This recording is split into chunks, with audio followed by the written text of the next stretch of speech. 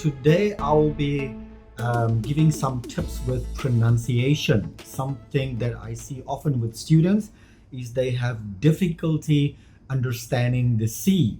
Now, what usually happens is they are not sure how to pronounce the C. It's very straightforward and it's a very simple rule. All you have to do is follow the rabbit rule. Now you ask yourself, what is the rabbit rule? It's very easy. All you do is you take your right hand and you write all of the vowels on your right hand. For example, on your thumb, you start with A, then E, I, O, U, and Y, which is also a vowel. It can be a consonant. You will write over here between the index finger and the middle finger. Okay, and what you do is once you have written it on your hand, then you change your hand into the shape of a rabbit. So this will be the mouth and this will be the ears for the rabbit. So if I look at it, the mouth is the letter A, O, and U. The ears are E, I, and Y. So how does it work?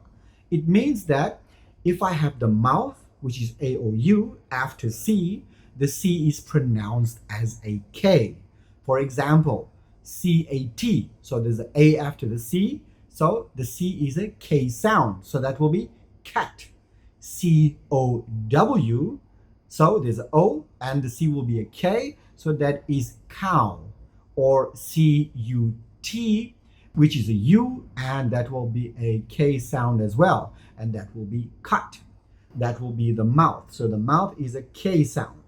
But if I look at the ears are E, I, and Y. If I have an E after C, for example, C-E-N-T, the C will be pronounced as an S. C-E-N-T, the ears, scent. If I take, for example, C-I-T-Y, that will be city. The C is pronounced as an S. Very easy.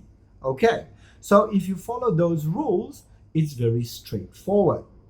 You just have to remember the rabbit and that will help you pronounce the C correctly. I hope this tip was useful and I'll see you in the next lesson.